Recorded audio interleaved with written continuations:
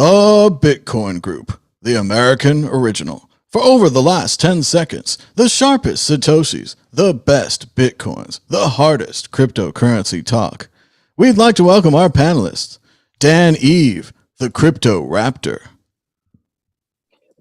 Season's greetings, folks.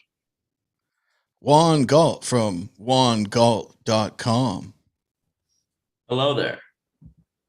And I'm Thomas Hunt from the World Crypto Network. Moving on to issue one. Issue one, Sam Bankman-Fried won't shut up.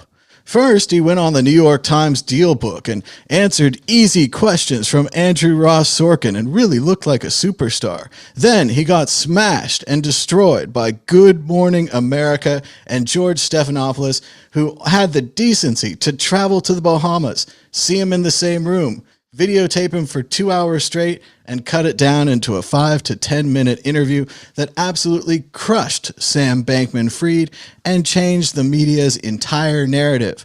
Now that they know he's a fraud, they know what to do. Dan Eve, Sam Bankman-Fried still allegedly took all the money, but at least the media knows the questions to ask. Yeah, it's definitely looking like Sam Bankman's not going to be freed for a long while. When he does finally go down, he seems to be really dropping his foot in it. And as they're saying, like anything that you say may be used in evidence against you. And doing all these talk shows seems like a bit of a putting his foot in his mouth sort of situation. It does seem like what's her name? Was it Caroline? What's her name from Alameda? She's kind of dropped him in it a bit by saying that he was aware of all the dodgy stuff that was going on. And so that was like, that's savage. And even he was, he didn't know how to answer that question on, was it Good Morning America? Well, that was the big moment in that interview for me, is that Stephanopoulos said, he said, put yourself in the position. You're under oath. She's under oath. You're all in the courtroom. And then that's when he snapped back into that robot response that he should have been saying the whole time. He should have been chased like Murdoch down the street. They're like, get that Bernie Madoff, get him, get him. Instead, the media was all nice to him. And then all of a sudden, Stephanopoulos just tore him apart. Go ahead, Dan. Yeah, it's savage. Like the fact is that he's I've completely U-turned when it first came out. I was kind of almost hoping for the fact that he was kind of a nice guy, was giving his money to charity and was just made of a bit of a fool guy, but he's literally become the fool. And it's very, very obvious that he knew what was going on. It seems like he very much was aware of these backdoors that he obviously created. The Bahamian government managed to, they made him turn over all the assets as well, but before the US sort of entities could even get to him, which is causing a stir in itself. So like the whole thing's become, as it's unraveling, it's becoming a really, really interesting story. There's definitely going to be another kind of, the smartest guy in the room, Enron type documentary about it. And ironically, the guy who's now heading it up was the one that did took over on Enron. So it seems like a complete cluster. There's the hundreds of sort of different divisions. That whole company chart's just insane. And it doesn't look like it's going to really help them with their general, or him with his defense.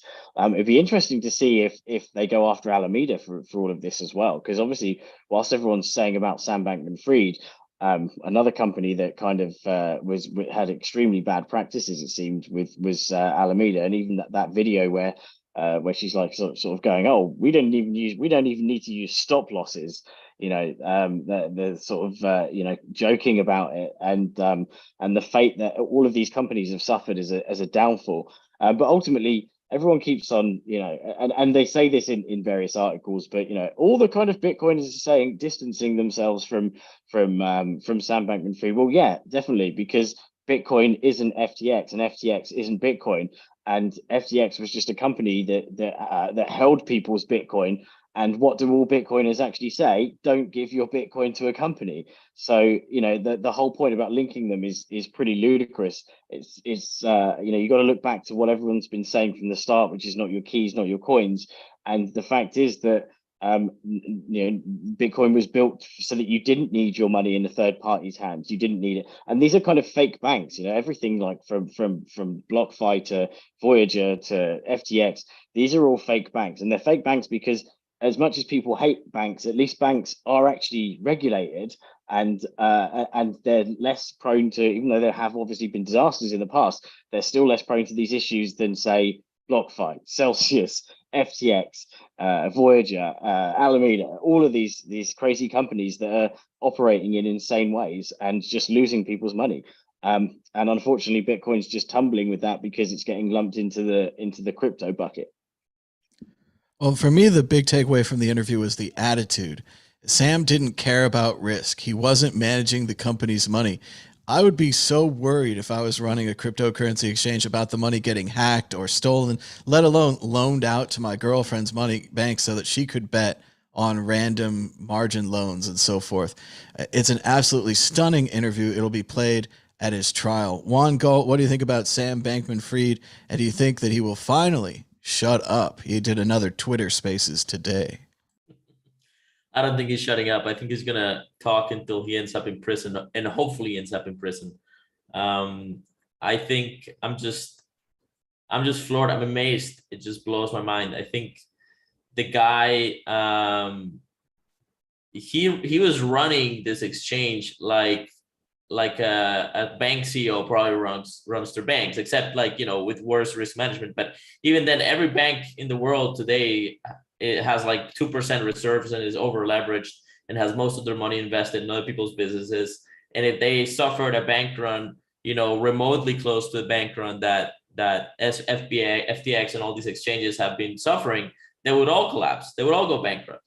But the difference is Bitcoin is a free market, and these exchanges are unregulated, and that means they're uninsured, and that means they're unprotected, and that means that when the market goes against you, your leverage will liquidate you, and there is no lender of last resort, no buyer of last resort for your shitcoins.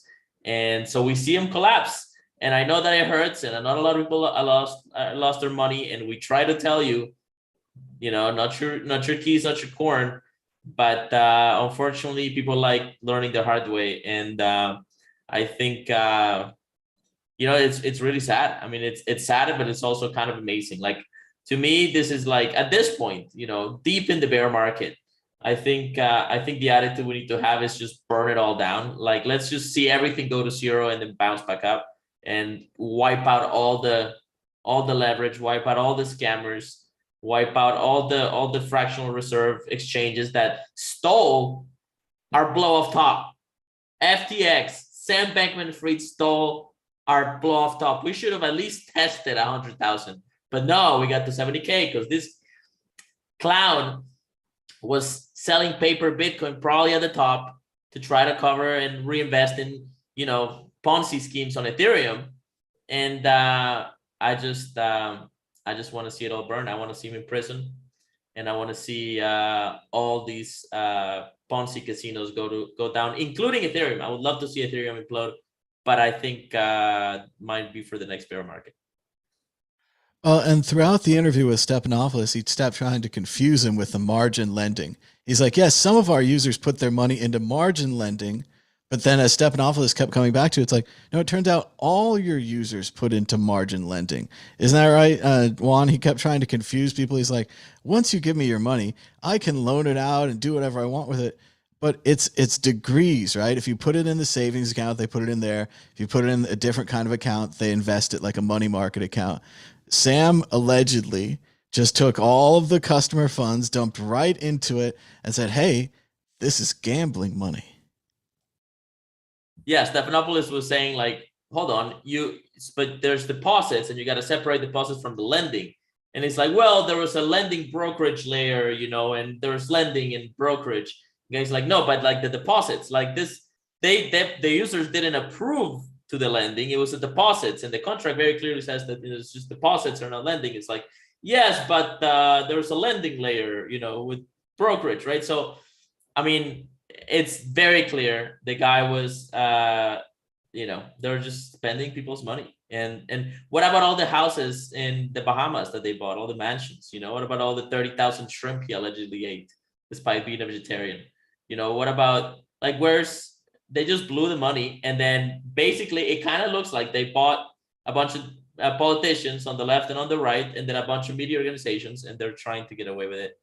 And I love the scale of this. The TV stations need to be accountable. They played those ads. I know people are trying to say, oh, it's Tom Brady's fault or it's Shaq's fault, but think about the TV stations. They're the ones that made the money. They played the FTX Super Bowl ad, and I guess it was regulated in the Bahamas, so it was okay, right? They had a whole country that they may or may not have bought off, and that makes everything okay now. Yeah, it's amazing. And you're talking about did you see that part about how the Bahamas politicians were allowed to withdraw first, and then nobody else. So the local politicians cashed out, before other Bahamas sort of users could cash out. And SBF was like, oh yeah, well, I mean, you don't really want to have a bunch of people that hate you where you live. It's like, yeah. You really don't. Yeah, so a lot of people could turn up on your doorstep.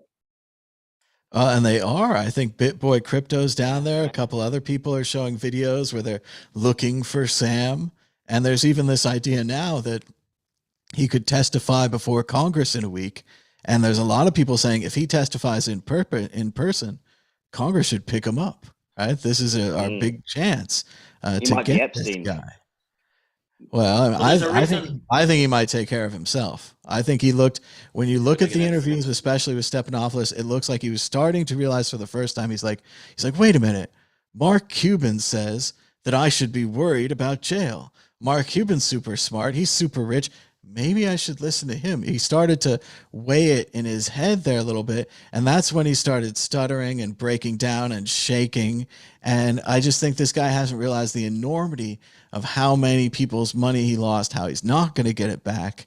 This alleged PR tour is, they're saying that Sam has professional PR people, and he's told them he wants to help people get their money back, help them be made whole, as if people want him back in their lives, back in this industry. It's like you've wrecked an exchange by apparently not having a dashboard with like ins and outs, right? All you need is some programmer say, hey, how much money's in our system today? Whoa, that went up a lot. That went down a lot. Oh, golly gee, did we approve anything by emoji in the last 24 hours?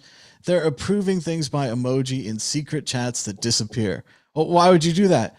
Because you're guilty. Like, it's the horrible thing where they think they're so smart and they're covering it up with the secret disappearing messages. Everyone knows the reason that you're using secret disappearing messages. It's like, we wrote our company charter in invisible ink. We're so freaking clever. Like, it's going to come down. It's going to go down. I hope Sam can get some professional help. He needs to stop doing these interviews. He needs to prepare for jail. He needs to turn himself in.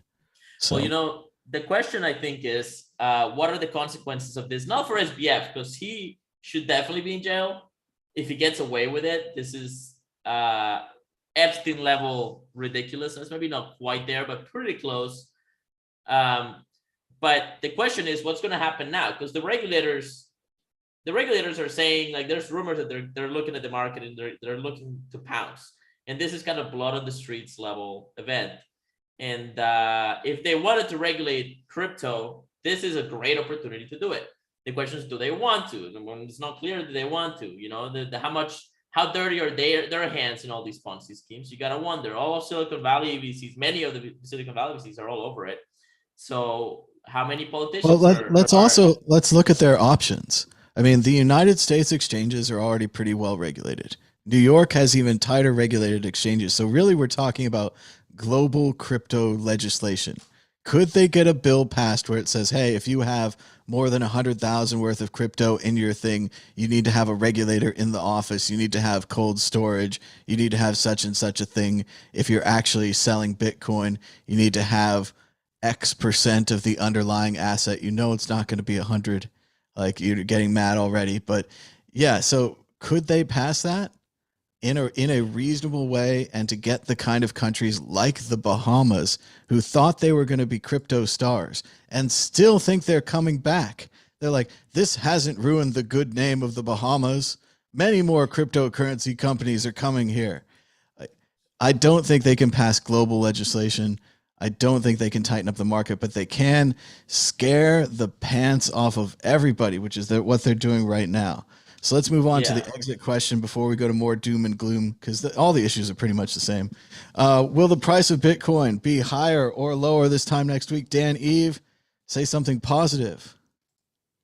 I'm going lower. I'm going lower. It's doom and gloom, chicken licking, sky's falling, and so you should start picking some Bitcoin up. But obviously this isn't financial advice. Juan Galt, is it the bottom and getting lower? I think it's much more likely that we're close to the bottom than that we are close to the top, obviously. So I've been bullish for since 30,000, and I'm going to continue to be bullish. I think that we're on the south side of this. We're on the buy side of this trade, not on the sell side. There's only 21 million Bitcoin, and I don't know how many Ethereum, but they burn them now, so that makes them better, right? And I mean, I'm starting to give up. Maybe that means it's the bottom, right? Yes. It's that whole despair attitude, massive despair. So here we go. We're shaking the Bitcoin predictor ball. This is how we really predict the price now. And it says, will the price be higher this time next week? Ask again later. Ask again later. Even the Bitcoin predictor ball doesn't want to be involved in this mess. Moving on to issue 2. Bitcoin on the road to irrelevance, says the European Central Bank, and they just happen to have a competing product. In a merciless commentary, 2 authors from the bank's market infrastructure and payments business area, also promoting the other product, unload on Bitcoin. They say that the price of Bitcoin is hovering around 20 grand and that it will eventually fall to nothing. Nothing. Juan Galt, Bitcoin will go to nothing. The European Central Bank is dominating the headlines. Every single article I looked at on Google News is some version of, I read a report in the European Central Bank that has a competing central bank digital currency that they just happen to be promoting, and they just took a huge dump on Bitcoin. Is Bitcoin truly dead? Bitcoin is dead. Long live Bitcoin. I mean, if Antonopoulos doesn't buy all of them at $1, I think, Thomas, you and I can probably get a good 50% of them at 20 cents. I don't know, maybe not. I think I'm definitely buying all of them at 1 cent. I'll sell a kidney and start buying from 1 cent and up, and then so it's never going to go to zero. Well, remember, Bitcoin is still highly collectible. There's only 21 million. Not even every millionaire can have one, so might be a good time to get yourself a 0.1 or a 0.2, as everyone else is losing their brains all around you, as the poem If says, right? So here we go, Dan. We're at the absolute bottom. FTX has showed us that crypto enables scams, and now the European Central Bank, who has a competing product, has convinced the entire wider media sphere that Bitcoin is headed to zero. Sorry. It's time to start DCAing. It's all over the news. Yeah, I think we're about to start. I think there may be a few lowers whilst these kind of ripples of FTX and Co. and Celsius and Voyager and all those, the BlockFi, until they kind of, all the bad news kind of stops around them, and then we'll be on a bit more stable straight.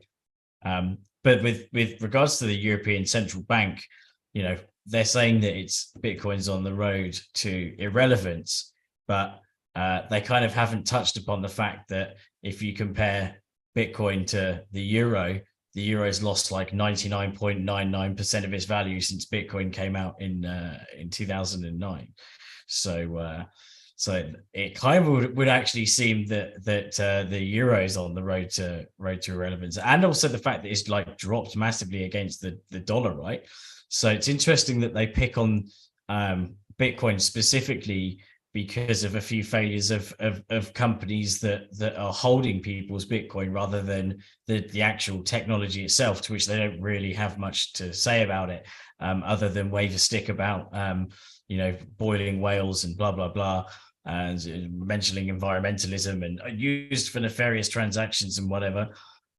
There's not much substance to what they're saying, other than the same repeated like crap about anyone else has said about when reading Bitcoin's obituary, and all of them have been too early.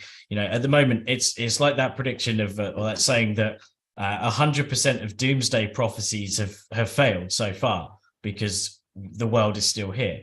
And that's the same with Bitcoin. 100% of Bitcoin's going to fail prophecies have failed so far because Bitcoin's still here. And even though it's been hit by all sorts of FUD from every single possible angle and attacks from the government and also existing institutions that stand to lose a lot of money from Bitcoin, it's still here. And it's not just still here, but the technology is growing and evolving and becoming more stable, and the infrastructure is growing. More people are using it, more services are using it. Even the banks dipping in and actually stacking some themselves or providing services. So to say that it's dying is ridiculous. And also it's the classic, it's the classic horse and cart guy going, the car's never going to make it. Or like the cup and piece of string guy going, the telegraph will never make it. These are all people that are being replaced, and Bitcoin was literally built to replace the existing financial system. So there's going to be obviously people slinging mud at it who stand to miss out, as they become their jobs and their roles and their own made up currency, which is made up out of thin air and printed out of thin air, is on its own road to irrelevance. So yeah, it's just another sucky article from some guy or some people who think that because the Bitcoin price has gone down, then it's dead for good, and they don't really know what they're talking about, as proven by all the other world leading economists that have had the same doomsday prediction about Bitcoin for the last near 14 years. It's also been a terrible year for the stock market and a terrible year for Amazon.com. Such risky and crazy investments. They're pretty strong as well, saying that Bitcoin's entirely based on speculation and has no use and has not caught on to a wider use case. I don't think they really address the Lightning Network or the potential that is there, as well as more and more people coming online wanting a better system than credit cards, maybe turning to Bitcoin. But yes, it is another major obituary for Bitcoin, and we'll continue covering more Bitcoin obituaries on today, the Bitcoin funeral special. Juan, you have more on this issue? Certainly. I mean, it's very interesting to hear the ECB say this after they've had so much trouble this past, Europe's had so much trouble in their markets recently, right? The pound hit a all-time low. The energy prices are going parabolic. I'm concerned that the European Union is not going to survive this winter. I think that there's enough pain in the energy markets in Europe that if something dramatic doesn't change, you might have a kind of resistance political movement rise against the European Union.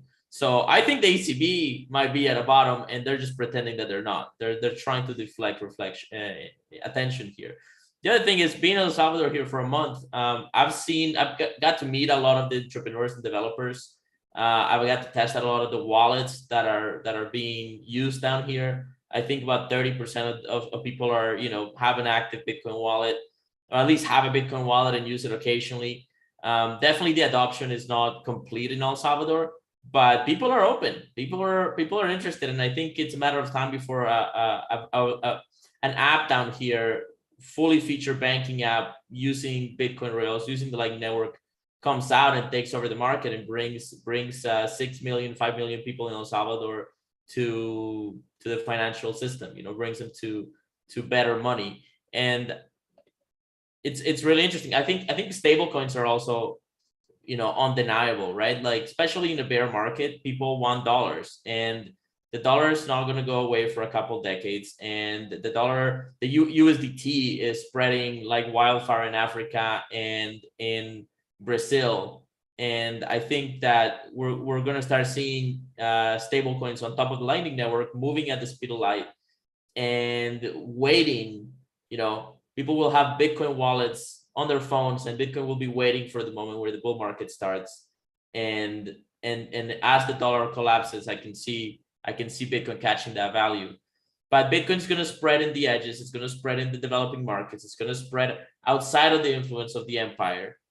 And as the empire collapses, hopefully Bitcoin will help these communities rise. I think what's happening in El Salvador is very important. I just wrote a newsletter named El Salvador is the first domino of Bitcoin hyper-Bitcoinization. You can find it on my blog at juangal.com. And it talks about what the ecosystem down here and why I think it's actually very important that we help Bitcoin succeed here. But what I see is really developing technology. I see a lot of decentralized markets, like decentralized technology, really taking shape now because people don't trust custodial exchanges right now. That's a good thing. And I don't know. I'm excited. I met incredible people at the conference here. I've never seen so much talent and so many builders in one Bitcoin conference before. I think it was an excellent conference adopting Bitcoin in El Salvador. And it's just funny to see the ECB completely clueless while Rome burns. It reminds me a lot of that comic strip where it's like Bitcoin 65,000, everyone's in line and they're all excited. Bitcoin 16,000, no one's in line at all. So it is really hard to keep your enthusiasm during these down points. And it's exciting, Juan, to hear that there are good things coming out of El Salvador and people are getting involved in Bitcoin, the Lightning Network, and even sending stable coins over the Lightning Network. I think that's a good idea too. We'll have to see how it goes. Moving on, check out worldcryptonetwork.com. We've got 3,021 videos. You could watch it for 3 months, 14 days, and an hour straight. It's been 8 years since our first video. 8 years, 11 months, and 15 days. Issue 3 from the Financial Times, but given to us by another website, Cryptofinance. Bitcoin meets mainstream rejection. The ultimate Bitcoin obituary, saying that they are here to kill Bitcoin, quoting the ECB, saying Bitcoin's value is purely speculation. They asked Brian Armstrong, chief executive of Coinbase, about SBF, and they say he's the successor for Congress.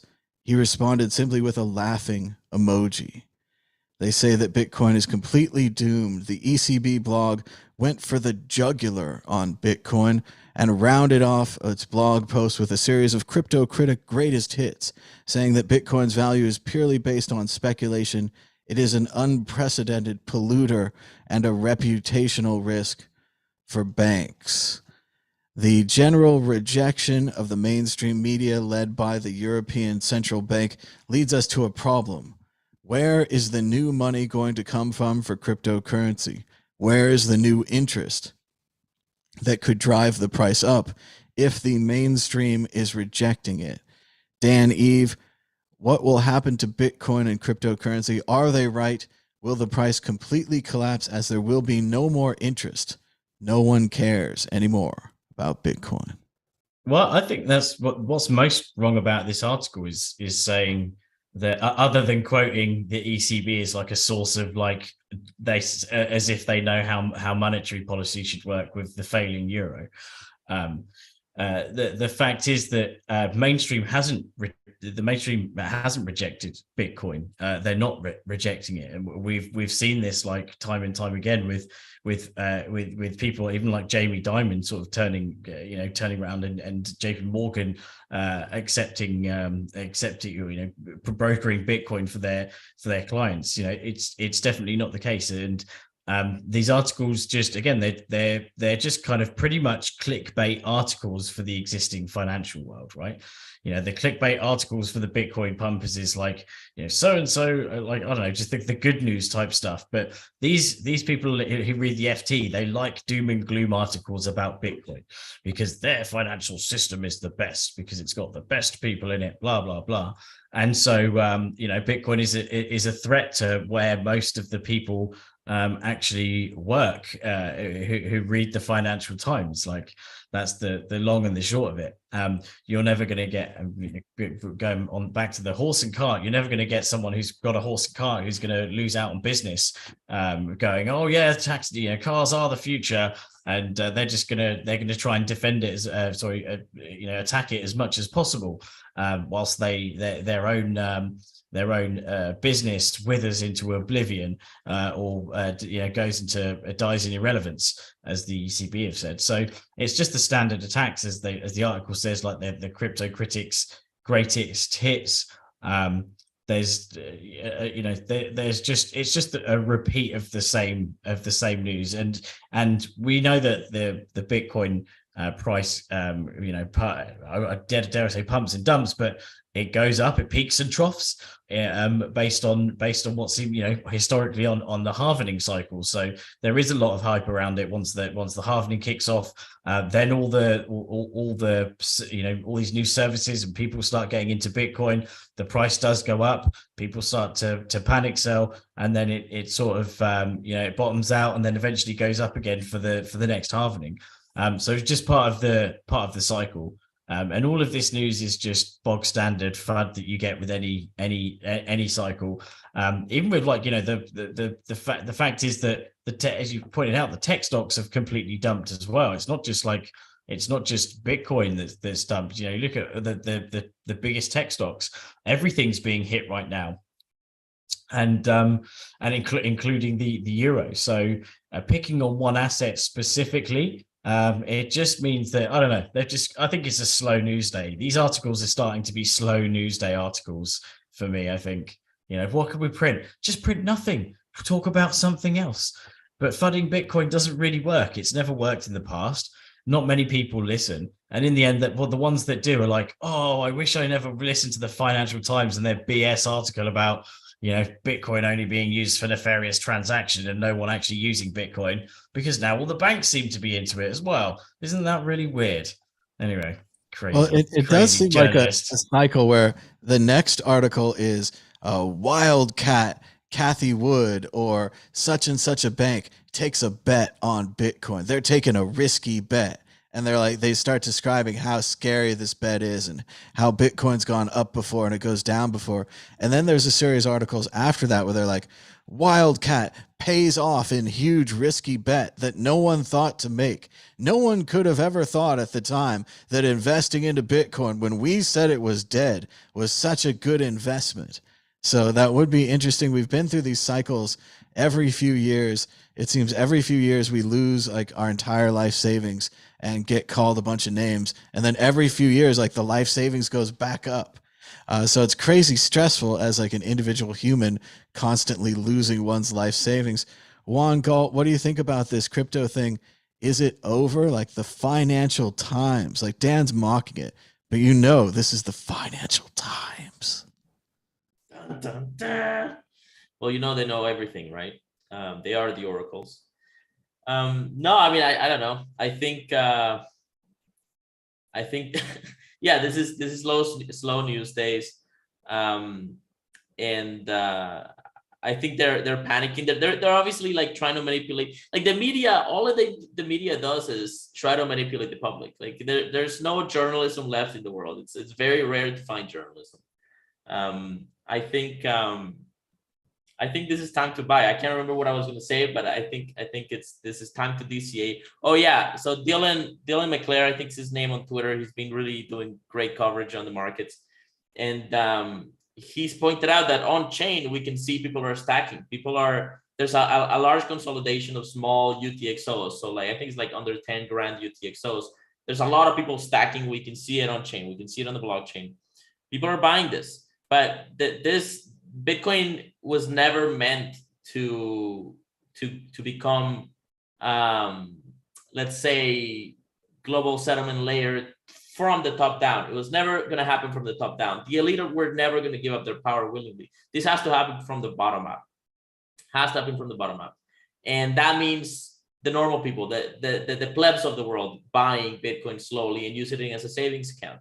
And I think that's where we have to go. That's what I see being developed in El Salvador. That's the user experience and the framing and the mindset that's developing in El Salvador, that from the technology startups perspective.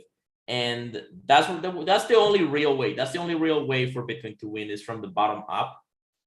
These top-down solutions are very vulnerable to scammers and to the volatility and to the media and to regulatory capture. And but you know, a lot of people have learned their lesson. A lot of people have learned that you can't trust these centralized exchanges. That's a good thing. That's a very good thing. I'm hoping that the crypto and the DeFi and the Ponzi schemes die this time around. I don't know if it's going to happen. I thought they were going to die last time, and boy, was I wrong.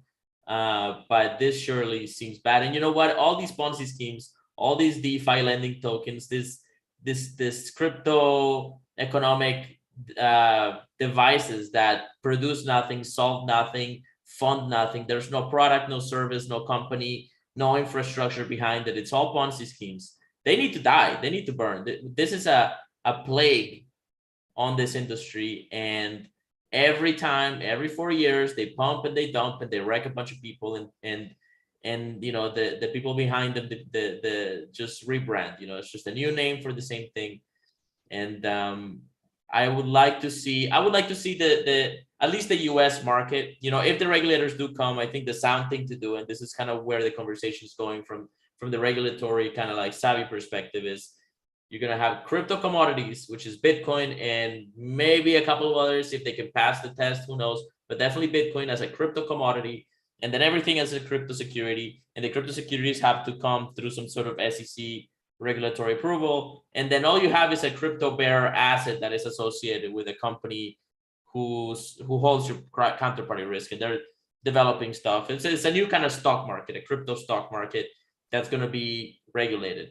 And that's the best case scenario here. The worst case scenario is they do nothing and we have endless rounds of Ponzi schemes, or they just try to nuke the whole market, and that's just going to get the talent to leave the United States. But I don't see that happening. I think Bitcoin's going to survive this. I think the miners are having a hard time, but the hashing power is still very large. Exxon is sponsoring the next Bitcoin Miami conference, and talking to a big sort of Bitcoin mining insider at the conference here, the pilot that these gas giants were doing were having very successful, and they're gonna just integrate these mining rigs into their business model, into their infrastructure, and start using them on a regular basis to profit from the gas flares that they gotta burn off, right, to do load balancing on their energy. And you know, whenever there's not enough demand for your energy, you gotta either store it or burn it. And so now you can also make it mine Bitcoin. And so now we have like deep demand for proof of work. So the blockchain is not going to stop clocking. Like the blocks are going to keep ticking. The proof of work is going to keep working, and people like us are going to keep buying, and developers are going to keep building. And there's a really great opportunity right now. Like think about this: if you take in profits anywhere near the top, from 40,000 to 60,000, 70,000, if you're taking profits and stack dollars, right now you'll be able to buy Bitcoin really cheap. You'll be able to invest in startups that might become a unicorn in the future. And that's what we're seeing. You know, Swan just purchased Spectre. Spectre is a multi-sig wallet. Swan is a Bitcoin-only exchange that is non-custodial. You buy Bitcoin on a DCA model, and it sends your Bitcoin to your wallet every day. And now they have acquired a multi-sig company. So there's companies that are growing right now during the bear market, investing in their future. And Swan looks like they want to go public eventually. So I think that, you know, all the bad players are dying right now. I think we could see more blowups. Like Genesis looks like they're in trouble. You know, that whole side of the market looks like it's in trouble. And but there's some good people still buying and growing. And but I do think we have some more consolidation to go. I think it's going to be it looks like a rough bear market, but I still see a lot of building. And Bitcoin still works, and I'm quite content with it. It's just a lesson here to like hodlers need to learn to take profits. You know, when the market is ridiculous, when I'm acting like I'm retired, you know, when I'm tweeting that I'm retired, when there's when there's crazy money being thrown around, when everybody feels like they're rich, start taking profits, pay your credit cards, buy a new laptop, maybe get a house, right? And get ready to survive the bear market. That's the lesson here. And I'll keep saying that until that. It is interesting it's anyone sees Bitcoin, they think, hey, I could make a centralized institution that could hold those. And I could make it easier for people, right? They're like, it's too hard to hold your own coins. Like, wouldn't you rather have them in Coinbase or have them in DeFi or have them in ERC20 tokens? Or I do think there'll be a quad DeFi, like a fourth one. I know Juan is rooting against it, but there'll be one. The market is going to demand some kind of a crazy investment vehicle for the future. But like Juan was saying, I think back almost 10 years now on the Cyprus event where Cyprus locked down their banks and said, okay, we got some drug money in the system. Therefore, everybody who has over 100 grand is taking a 10% cut. Now, you could have been selling your house or saving your money or somehow caught up in that, or you could be, drug money that they're looking for, with righteousness, probably. It's against their rules. But I said at the time, I said, if those people had Bitcoin, now they don't just need the Bitcoin, they need people telling them about it. They need ATMs. They need, banks, probably, because they're not capable of holding their own keys at first. They need all this infrastructure. Maybe they could avoid this 10% cut. And now we're seeing with El Salvador. But Juan, don't you think we kind of like the market broke them? The poor El Salvador people, like the absolute worst welcome to the market. And you're talking about stable coins and some other things. Like, can they hold the keys for their stable coins? Can we truly trust the counterparties that are holding dollars and other assets? Are the people broken by the horrible price of Bitcoin? I wouldn't say that they're broken, but there's definitely I would say okay, so here's how it actually played out. Chivo launched. El Salvador cash flowed $30 for every new account. 4 million people allegedly out of 6 million Salvadorians downloaded the wallet and pulled out the $30. Most of them sold it. Some of them kept it. Some of them kept some of it. And then those that kept it watched it go down. Now, the media has been flaring, local media has been talking shit about Bitcoin all the way down, understandably so. And so people, the local Salvadorians they're concerned about the value, the capacity of Bitcoin to hold value. But they're happy to receive it. And the two biggest wallets in the country, Chivo and Bitcoin Beach wallet, both support dollar-denominated value. So you can receive Bitcoin and hold it in dollars. You can send Bitcoin and receive it in dollars, or basically hedge it, right? The way that Chivo does it is they have dollar backing through their bank account. Bitcoin Beach does it through a hedge contract. It's kind of basically like when you hold Bitcoin in dollars, you're just going short Bitcoin, and it's the equivalent of having dollars, right? They're both custodial, but you can have dollar value and move at the speed of Bitcoin, right? You can move at the speed of lightning. That's cool. Now, all that the country needs is a wallet that people have confidence in, that a wallet that they don't associate with Bukele, that they don't associate with the government, and that lets them move dollar-denominated value, stable coin or not, amongst each other and cash out.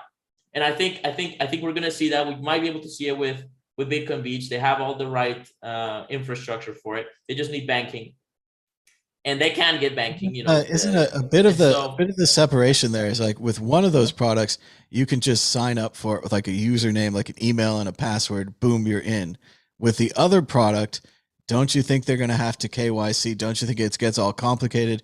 People that might not have an identification, if you're not in a driving culture, you don't have to get a driver's license. This pervades throughout other countries. Some people are born without licenses, born without identification. So one of these systems, it's easy for them to get in, username and password. The other one's much harder. Do you think it's going to separate along those lines? Because I could see how everyone needs the stablecoin offering, but some people might be cut off from it. Yeah, I mean, during a bear market, everybody loves stable coins. The way that Bitcoin Beach compares to Chivo in this regard is Bitcoin Beach demands your social security number, essentially, like your government, Salvadorian ID, whereas Bitcoin Beach just asks for a phone number, and I think that's enough. They might even ask for an email, and that's enough for you to kind of get access to your account. Obviously, I like to see 12-word backup sort of phrase. And my first Bitcoin, mi primer Bitcoin, is teaching people at scale by the hundreds how to do backup recovery and backup security and all that stuff. So I think we can move towards that. You know, we have wallets like Phoenix where you can deterministically recover your Lightning balance from a 12-word seed. All they need is a dollar hedge mechanism. I'd like to see Tether being used as the mechanism, but there's multiple ways of doing this dollar denominated value. And these wallets don't require an ID. Like, you can use Phoenix without an ID. You can use Bitcoin Beach without an ID. You just need a phone number. And so from that perspective, the technology certainly supports them. They're going to need a phone. You can't really do Bitcoin without a phone. It's a digital technology. But phone penetration in El Salvador is fairly good, and it can get a lot better. So I mean, you know, we're definitely limited by mobile phone penetration, but you know, we are in an era where it's actually quite high. So yeah, no, I think, you know, again, nothing's perfect, but the technology, like in Colombia and in Brazil, there's an app. You know, in Colombia it's called Neki, in Brazil it's called Pixie or Pixie Pay, I think. And you can just you do phone and I think ID and maybe even facial recognition authentication. It's fairly quick. You can do it in like 5 minutes. And then now you can move fiat across bank accounts to people's phone numbers for free instantly. And they've gone viral, like mega viral apps, like 50% plus of the country supporting them, right? Using them actively. Now, this is like precursor to CBDC, but it proves that you can have a banking app go viral in a country. If we can do it with Bitcoin and sovereignty as the infrastructure in El Salvador against the dollar, and we can actually prove that the model can work, you know, maybe teaching people DCA as an add-on on the app, teaching people about Bitcoin as an add-on on the app. The moment that the bull market comes, maybe it'll go well, or at the very least, Bitcoin can become an infrastructure for dollar denominated value for a few years until the dollar, you know, finishes shooting their own destroying their own advantages, you know, because they seem to be very intent on doing that. So well, it's the strangest and hardest thing to say to somebody that got their free $30 that right now maybe is a good time to put in the other 30, right? Obviously it's going to go down 50%, like if I say that now, but in general it's those crazy moves that turn out to be either great or horrible later on, because it does seem like how much further can Bitcoin go down? If it does eventually go up, you risk the chance of missing the up. I know that the real winner move right now is, now that we're near the bottom, is to sell everything. That way, if it does go back up, you'll be excluded from the uprise. So it's very hard to predict these things. It's hard to time them. It's much easier to say after the fact. And then there's always that little voice that's like, yes, if you're showing other people the value on your Blockfolio or whatever, maybe it's time to get the heck out. Maybe you should just dump it. But yeah, it's been a crazy ride. And we've got more negative news with issue 4. Here we got more, Juan. You could just mention it.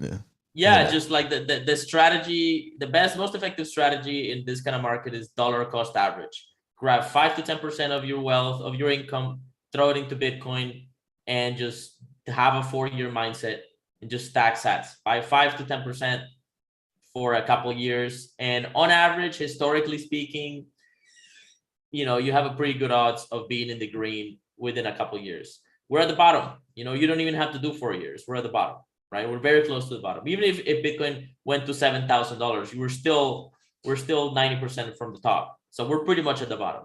So yeah, it's just dollar cost average. Look it up. We couldn't go any lower until we went lower. And then, of course, the classic, how did you lose all your money, Mr. Rockefeller?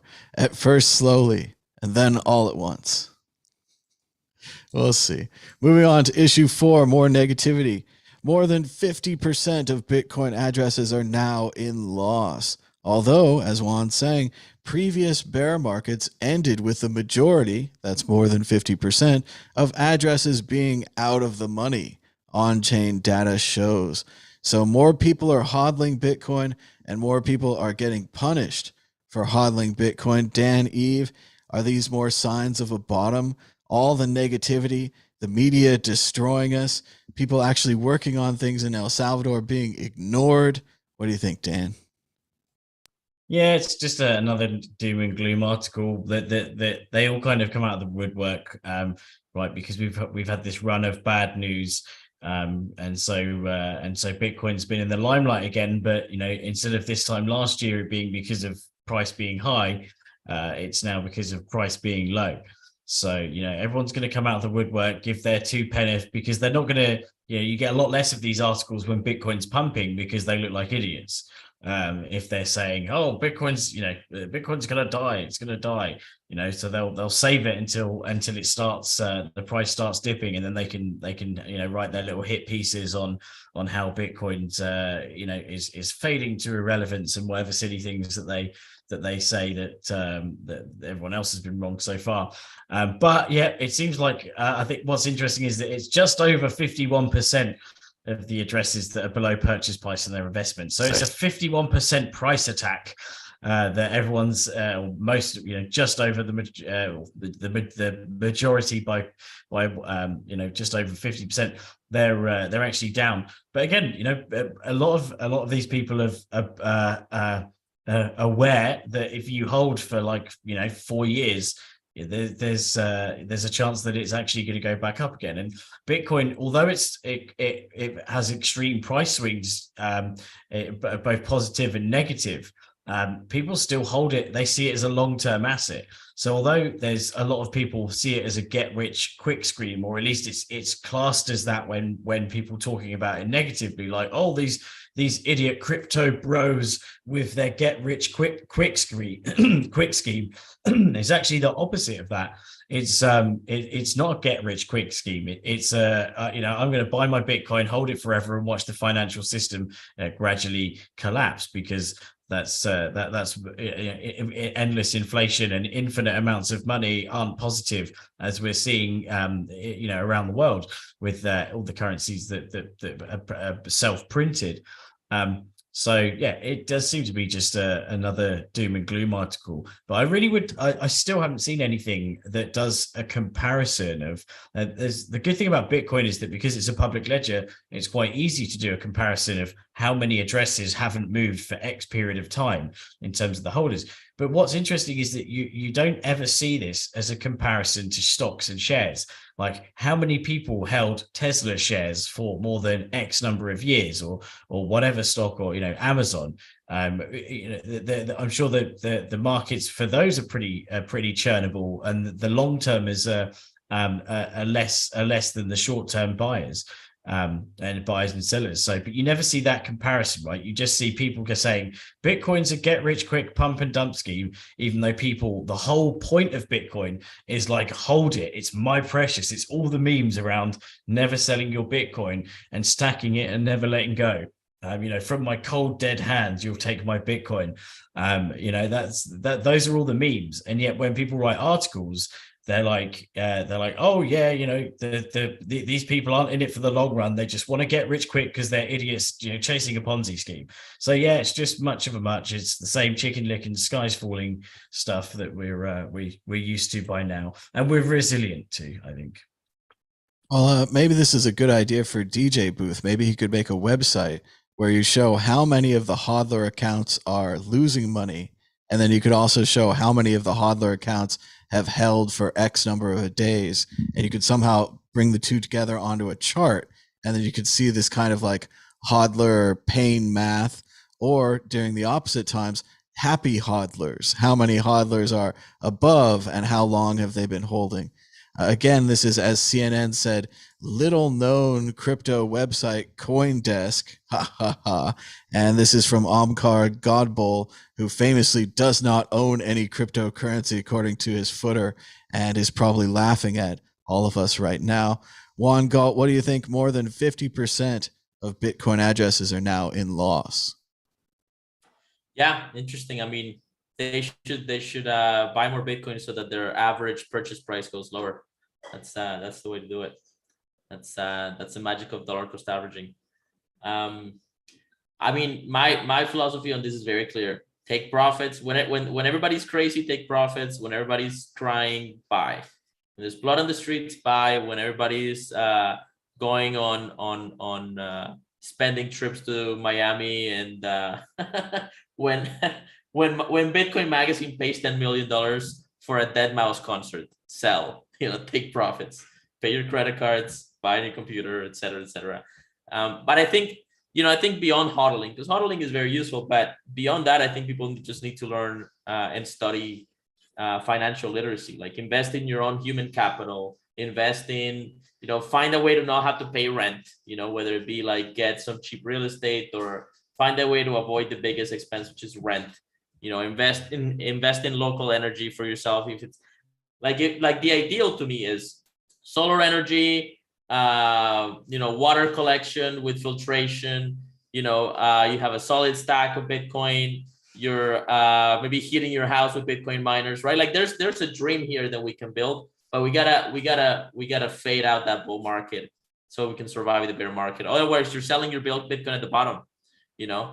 You don't want to be selling your Bitcoin at the bottom. You want to have a job at least, and then stack sats at this point. But the good news is there's companies that are hiring. There's still companies that are hiring. So anyway, yeah, bear markets suck, man. But that's when you buy. The other fun part of this story is that little known crypto website CoinDesk may have broken the story of the year with the SBF FTX bankruptcy, but breaking the story of the year made their parent company DCG lose so much money that they're now putting CoinDesk up for sale. So CoinDesk was too good at what they did and are now being sold because of it, and being sold during the bear market. So hopefully Cointelegraph doesn't buy CoinDesk. That would be bad for everyone. Maybe Walmart or someone worse will buy them, like the Denver Broncos. I don't know. Things could always get worse. We're running out of time. Dan, Eve, do you have a prediction or a story of the week? We've only got 4 minutes left. Geez, I literally haven't thought of anything. Okay, so my prediction is that I reckon. How's this? I reckon that SBF will be it will potentially be in a sell by this time next week, maybe. But that's as a potential. I'm going to go for that. Even though I think he's not going to do time, I reckon he'll just wiggle his way out of it somehow. He's given too many hundreds of millions to political donations to go down. He'll either not do jail time through, not having cameras working on his prison cell, or that he'll just get out of it somehow. But either way, I think he there may be a chance he'll end up in a cell by the end of next week, or by the end of the year at least.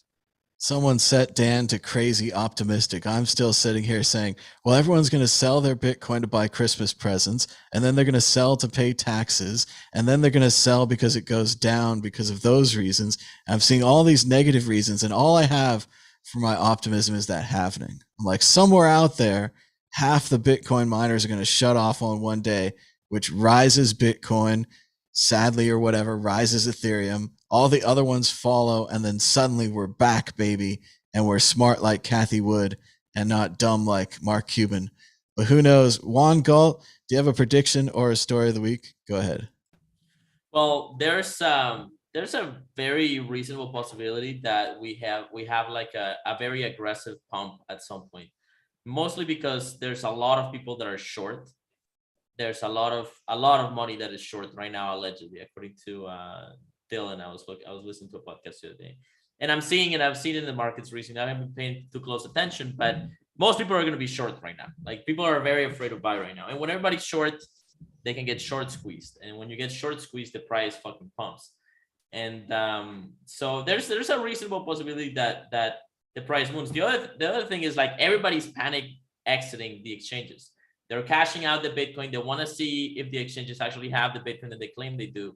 And so Bitcoin is rapidly leaving the exchanges. That means there's no actual Bitcoin on these exchanges. Whatever exchanges survive are going to have very, very small treasuries of Bitcoin. And all it takes is a short squeeze and some FOMO, and that can really pump the price. So, I think that, again, like, we're